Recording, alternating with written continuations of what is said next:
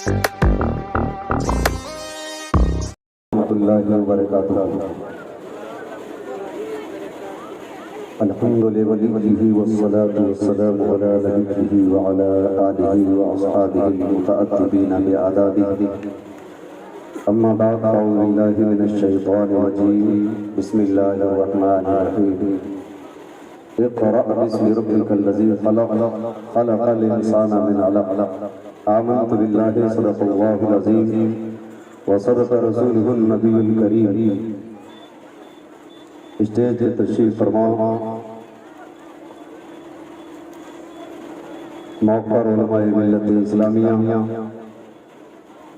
سادات کرام، دور و دراز سے آئے ہوئے نوجوانان و نہالان ملت، پردہ نشین خواتین امت، کچھ کہنے سننے سے پہلے آئیے ہم اور آپ انتہائی ادب و احترام کے ساتھ بارگاہ رسالت میں درود پاک پڑھنے اللہم صلی علی سیدنا و مولانا محمد و آلہ و صحبہ بارک وسلم، صلاۃ و سلام علیک یا رسول اللہ۔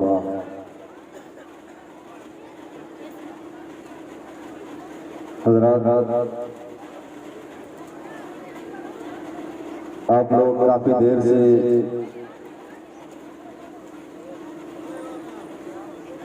نظم و نثر کے حوالے سے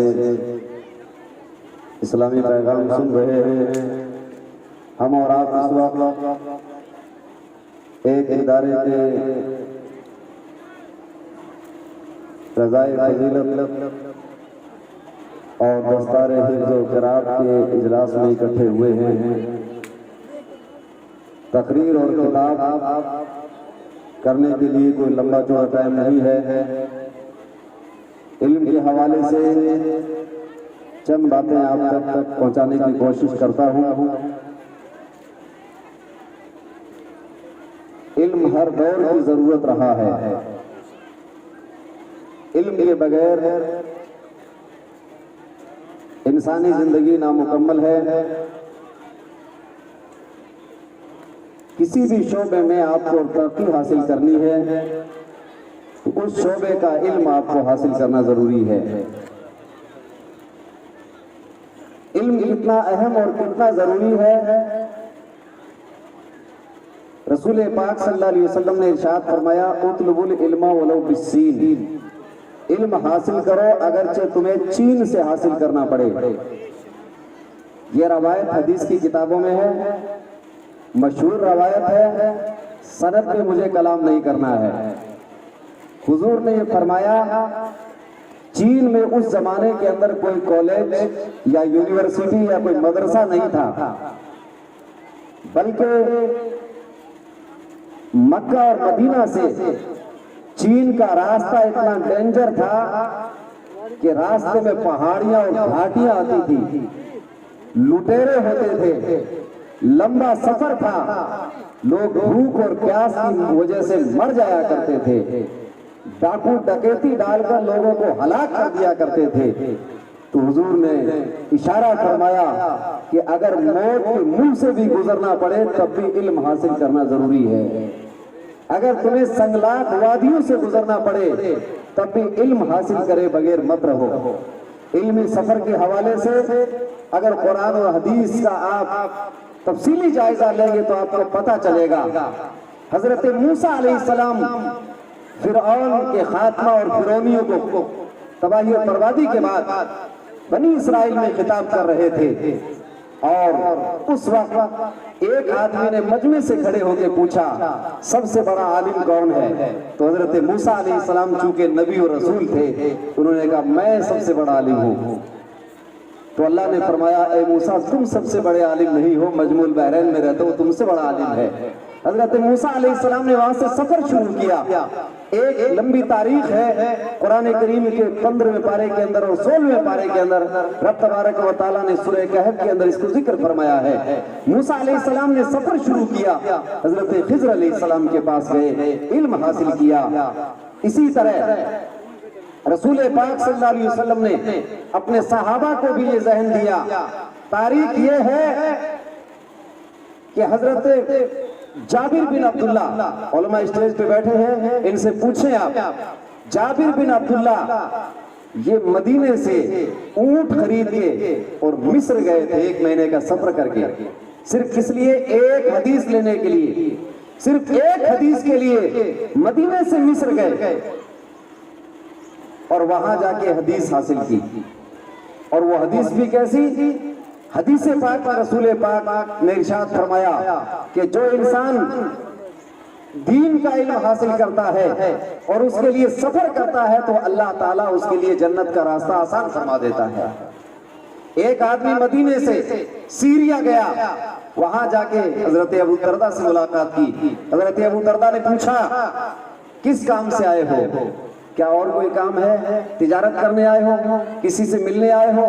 کہا کہ نہیں، میں نے سنا ہے کہ ایک حدیث آپ کے پاس ہے۔ تو کہا اسی ایک کام کے لیے آپ آئے ہیں؟ تاریخ کے مورخین نے لکھا ہے کہ حضرت ابو درداء نے فرمایا کہ آپ اگر کہہ دیتے تو میں مدینے آ جاتا اور آپ کو یہ حدیث سنا دیتا کر کے۔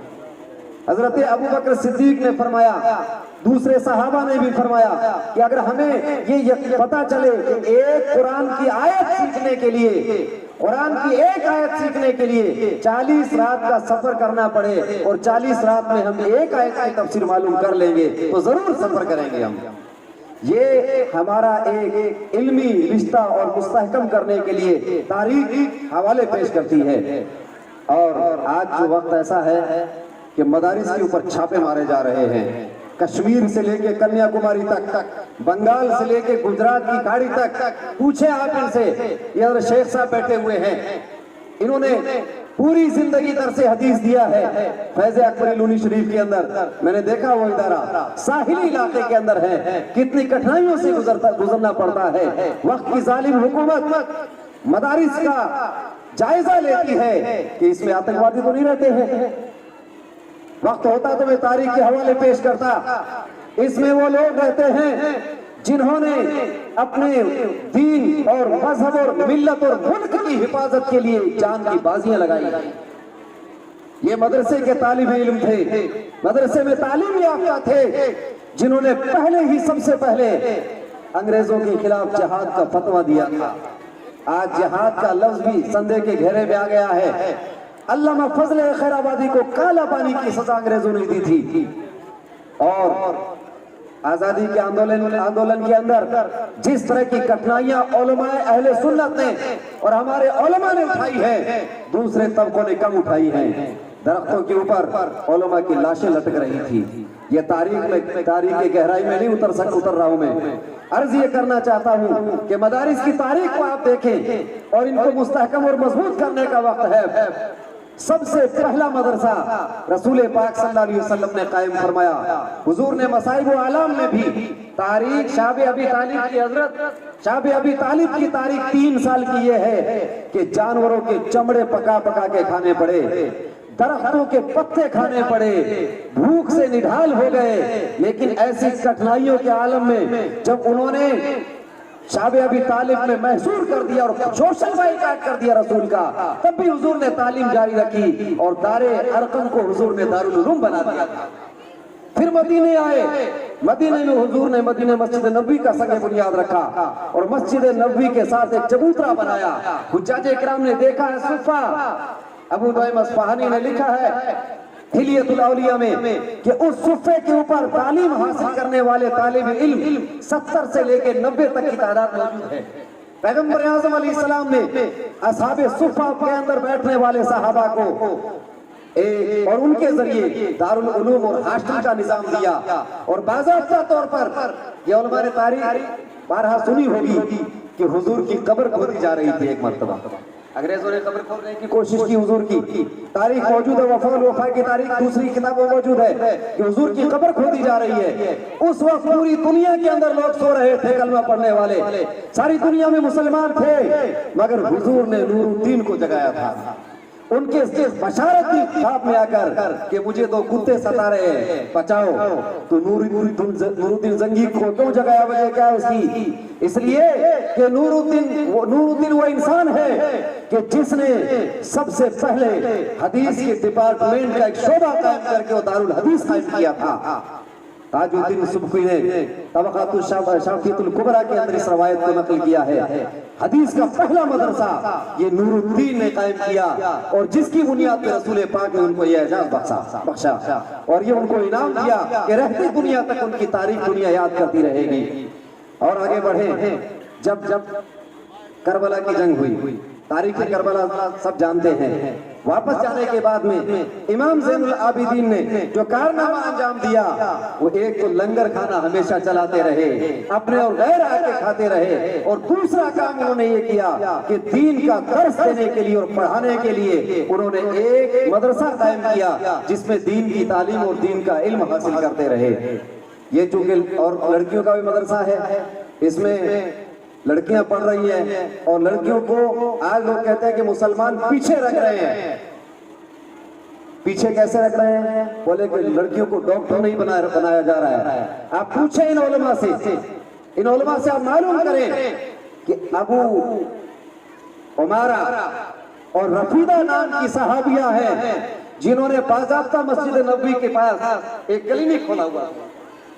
जो भी असहाब जंग में जिनके चोटें लगती थी, मरहम पट्टी यही करती थी। हजरत आयशा सिद्दीक़ा के हवाले से शेख साहब ने आपने तफसील से सुना। हजरत आयशा सिद्दीक़ा तिब और मेडिकल के हवाले से बड़ी माहिर थी।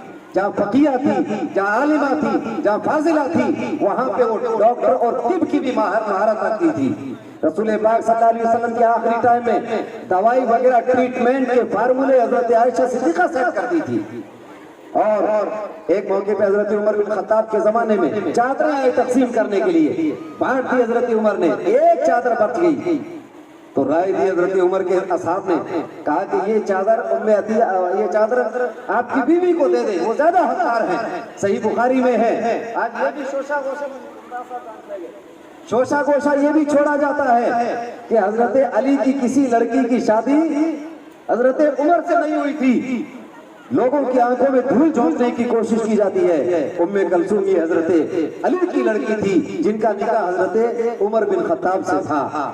तो लोगों ने मशवरा दिया कि अली की बेटी हजरत उम्मे कलसूम आपके निकाह में ये चादर आप हजरत उम्मे कलसूम को दे दें। तो हजरत उमर ने कहा कि नहीं, ये चादर उम्मे अतिया को दी जाएगी, इसलिए कि उम्मे अतिया की बहुत बड़ी कुर्बानी है कि वो जंगे ओहद के शहीद, ओहद के जो मजरूहीन थे, जिनको चोटें लगी थी और जख्मी थे, उनके जख्म के ऊपर मरहम पट्टी भी कर रही थी और पानी भी पिला रही थी। तो अगर हम अपनी बच्चियों को पढ़ाएं, डॉक्टर बनाएं, इंजीनियर बनाएं या बढ़िया तालीम दे करके बढ़िया हुनर सिखाएं। अरे रसूल ने फरमाया था कि अपनी औरतों को सूरह नूर सिखाएं और चरखा काटना सिखाएं। तो क्या चरखा उस जमाने की जरूरत थी? आज क्या है? चरखे की तरफ इशारा है कि चरखा काट के घर के अंदर पर्दे में रहकर औरत इतना कमा सकती है कि जिसकी बुनियाद पे अपना घर का गुजर बसर हो सकता है। ये हदीस इशारा करती है इस बात की तरफ। अपनी औरतों को ऐसी तालीम दें और ऐसा हुनर सिखाएं कि पर्दे में अपनी इज्जत और इस्मत की हिफाजत करते हुए अपना कमा करके और पालन पोषण कर सके। इसलिए कुरान पढ़ाएं बच्चियों को, दीन सिखाएं। कुरान में क्या नहीं है, वक्त चूंकि कम है। कुरान के अंदर आज जो दुनिया ने सर्वे पेश किया है 77,450 उलूम कुरान के अंदर मौजूद है। कुरान में खेती करने का हुनर मौजूद है। कुरान में हीरे और जवाहरात निकालने का इल्म दिया है। कुरान की एक आयत मैं आपके सामने पेश करके बात को मंजिल इख्तिताम तक पहुंचाऊं। अल्लाह तबारक व तआला ने अपने महबूब के हवाले से कुरान हम तक पहुंचाया। रब कहता है कुल सीरू फिल अर्द, ए महबूब इनसे कहो जमीन में चलें। शेख साहब बैठे हुए हैं, तफसीर ये भी पढ़ाते हैं, हम भी पढ़ाते हैं। हम लोग जब पढ़ाने लगते हैं तो कहते हैं कि सीरू फिल अर्द, तो ये फी अला के माना में है। सीरू फिल अर्द का मतलब ये होता है कि जमीन पर चलो। लेकिन मैं मुफस्सिरीन की बारगाह में तत्तफुल पेश करते हुए कहूंगा कि हजरत ये फी को फी के माना में अगर देखा जाए तो क्या हर्ज है। कुरान कहता है ए महबूब इनसे कहो सीरू फिल अर्द, जमीन में चलो। जब इंसान जमीन में चलना शुरू किया है तो زمین سے بلیک ڈائمنڈ باہر نکالتا ہے، انسان زمین میں چلتا ہے تو وائٹ ڈائمنڈ باہر نکالتا ہے کوئلے کی شکل میں، اور دوسرے تمام معدنیات کی شکل میں انسان دھاتو نکالتا ہے، اور جب آگے بڑھا تو سمندر آ گئے، انسان سمندروں کے اندر بڑھتا ہے اور اترتا ہے تو موتی اور موگے نکالتا ہے، آگے بڑھا انسان پہاڑوں کے سینے کو چیر کر کے جب انسان نے آگے سفر کیا تو پھر وہ ہیرے اور جواہرات نکالتا ہے۔ قرآن کی بنیاد میں انسان ریسرچ کی نظر سے اگر دیکھتا ہے تو قرآن ذہن دیتا ہے کہ تم زمین میں بھی چلو اور زمین کے اوپر بھی چلو، اوپر چلو گے تب بھی تمہیں ملے گا اور زمین کے اندر چلو گے تب بھی ملے گا۔ اللہ کے رسول نے فرمایا التمسوا الرزق فی خبائا الارض، تم روزی تلاش کرو زمین کے تہہ خانوں میں، زمین کے تہہ خانوں میں رب تبارک و تعالیٰ نے تمہاری روزی اتاری ہے۔ اس لیے آج کے جو سائنسدان ہیں، آج کے جو ریسرچ ہال ہیں یا جو ریسرچ سینٹر ہیں، وہ سارے کے سارے ریسرچ کر رہے ہیں، ڈسکوری اور کھوج کی دنیا میں قدم بڑھانے والے قرآن بھی پڑھتے ہیں اور حدیث بھی پڑھتے ہیں۔ امریکہ کے ڈاکٹر نے کہا کہ ہم ہارٹ کا آپریشن اور بائی پاس سرجری کرنے میں کامیاب ہوئے، لیکن 14 صدیاں بیت گئی، مسلمان اگر چاہتے تو ہارٹ کا آپریشن اور بائی پاس سرجری آج سے 14 صدیوں پہلے کر گزرتے، اس لیے کہ ہم نے مسلمانوں کے پروفیٹ آف اسلام حضرت محمد صلی اللہ علیہ وسلم کی تعریف پڑھی ہے کہ ان کا سینہ چاک کیا گیا۔ حضرت انس بن مالک فرماتے ہیں میں نے حضور کا سینہ دیکھا اور یہاں سے لے کر ناف تک حضور کی سینہ جو کھولا گیا تھا اور اس میں سلائی کے جو نشان تھے میں نے اپنی آنکھوں سے ملاحظہ کیے، اس کی بنیاد پہ لوگوں نے تحقیق کی اور پہلی وحی جہاں نازل ہوتی ہے اقرأ باسم ربک الذی خلق، یہ غار ہیرا میں اترتی ہے۔ ہیرا تحری ریسرچ کے معنی میں ہے، کھوج کے معنی میں ہے۔ غار ہیرا سے اترنے والے رسول نے دنیا والوں کو ریسرچ اور تحقیق اور جستجو کرنے کا ذہن دیا ہے۔ میں اپنے بات کو انہی جملوں پہ ختم کرتا ہوں کہ ہم قرآن پڑھیں، حدیثوں میں آئیں اور مدارس کو مضبوط کریں، مدرسوں کو مضبوط کریں اور اس کو استحکام بخشیں۔ مولا تبارک و تعالی ہمارے دینی مدارس کو فروغ عطا فرمائے اور ہمارے علماء کو قرآن و سنت کا صحیح علم عطا فرمائے، ہم سب کو دین متین پر عمل کرنے کی توفیق عطا فرمائے۔ حور و فرشتہ ہے اسیر میرے تخیلات سے، میرے وجود سے خلل تیری تجلیات میں، یہ تو نے کیا غضب کیا کہ مجھ کو بھی فاش کر دیا، میں ہی تو ایک راز تھا سینہ کائنات میں۔ سلام